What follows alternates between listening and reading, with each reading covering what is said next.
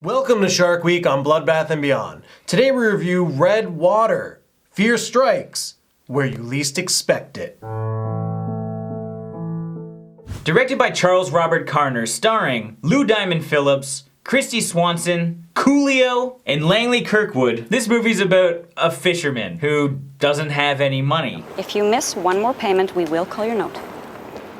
Fortunately, his ex-wife arrives, who is in cahoots with some oil tycoons and has an idea to get some money for him. This oil company actually happened to dig a little too deep and unleash a freshwater bull shark into a Louisiana river. So now they need to drill for oil, fend off sharks, and also have to deal with some criminals that are there to find some stolen money. So what do we like? I liked that they just went all out with this giant, what appeared to be real most of the time, but probably was a prosthetic shark. It certainly looked legit. Even when it like grabs people and moves through the water, the way that they would move it and the way that they shot it made it look a lot more realistic than you find in a lot of shark movies today. I mean, there are some shitty CG scenes, which I don't know why they tossed in, but for the most part, the shark looked pretty decent. Even if it wasn't a replica bull shark. Yes, if you look at the goofs on IMDb, it's hilarious. People are just like ripping. You're like,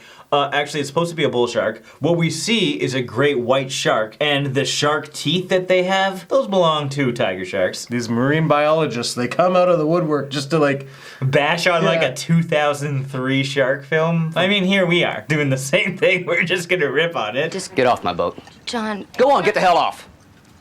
This is both a like and a dislike. Lou Diamond Phillips. Well, hats and horns. I think it's hilarious to have him in this movie because it's so out of character for other movies that he's been in. But the way that he was like playing it up as this down on his luck fisherman, he's always throwing his leg on things, drinking a beer, trying to act cool. Pull this one and plays Jingle Bells. Everything he said was just kind of comically bad, but it was part of the reason why I liked it. He was too serious for the kind of movie that he's in. Came back home to be a fisherman like my daddy.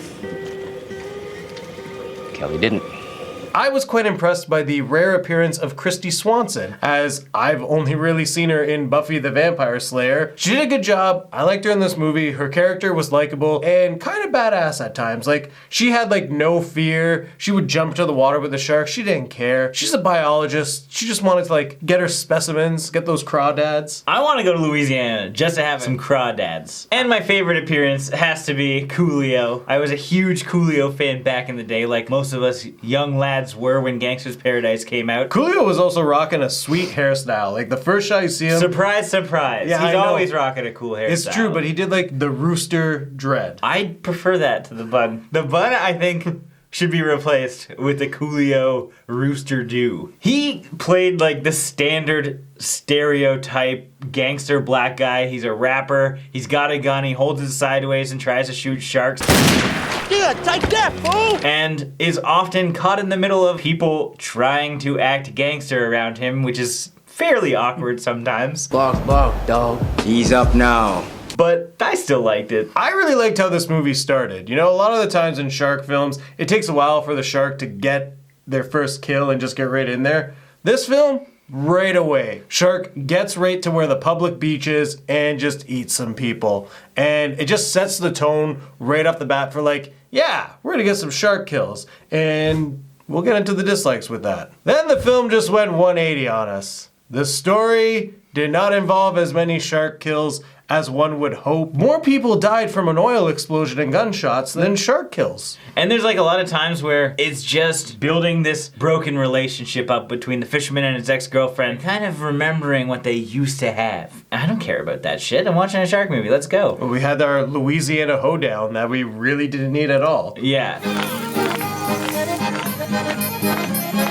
There's too many storylines going on for you to care about the relationship. Like, either deal with the criminals or deal with the sharks or something cool like that. They spend too much time on, oh, I'm at this hoedown and I can see my friend is getting laid, but I am not getting laid. I'm just in this hammock beside the girl I want to lay me. They also did a really terrible job at developing the characters. At first, you're like, oh, Coolio's actually like a good bad guy. But then he becomes a dick. And then Brett, the main bad guy, he just keeps going back and forth on whether he wants to help people or kill people. He just can't decide. And I think when you're trying to create an antagonist, you need to make them like a bad person for the audience to hate. And in this film, for 5 minutes I like him, and then for 10 minutes I hate him, and then I'm back to liking him in 5 minutes. It's just poor development. And because they did that, there was some like jumping to conclusions on like our protagonist's side, because there's one scene where it looks like he might rape her. There's nothing to suggest that he would ever rape her, yet he very clearly was going to. Yeah. However, our main characters shouldn't have ever thought that, and they tried to jump him because of it. Like, they didn't really have the grounds to say why they wanted to attack him, because he was actually letting her go. If you were tied up and our captor came in and just like cut your rope, I would just be like, hey, he's letting us go. Or you're immediately like, the rope's off? He must be getting into rape mode. We better attack. Sure enough, they were right. And all the other bad guys were kind of like that. I think it was because there was supposed to be twists between the rivalries for who's gonna get the money and when. And it didn't really matter, because we're not here for the money either.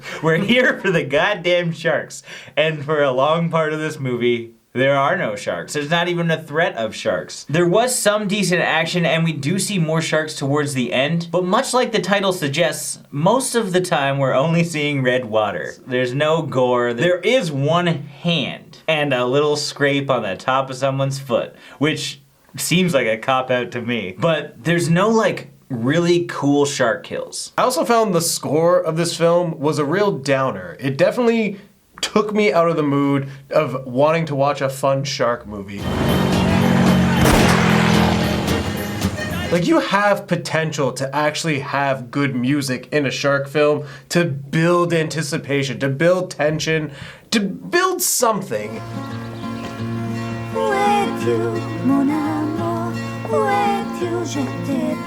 And because this film had Lou Diamond Phillips in it, this felt more like La Bamba when what I really wanted was the big hit. Now it's time for our final thoughts and ratings. This movie started off decent. We had a likable cast of people that you already knew. We had criminals, an oil expedition, and treasure hunting all happening at the same time. Sounds like a blast. Unfortunately, it just isn't. Despite having a quality looking shark, there aren't a lot of shark scenes. You see him swimming around here and there, but he doesn't interact with people as much as you'd like for a movie based around sharks. This film focused on some of the wrong aspects for an uneven amount of time. The relationship thing could have been much more subtle, and you would have understood. When there are exes involved and they need to get together to do something, we got it. You don't need to have like very long extended scenes to show some tension. It's built into the nature of breaking up with someone. We've all been there. That's my girl, all business.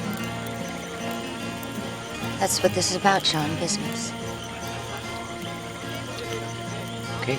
There are some decent action scenes towards the end, but at the end of the day, it's not a great shark movie. It's an okay movie to riff on, and I think people might enjoy it for that aspect, because there's some cringeworthy lines for sure, and some very awkward music. So I'm gonna give this 1.5 motivational beer thief speeches out of 5. Don't be stupid, John.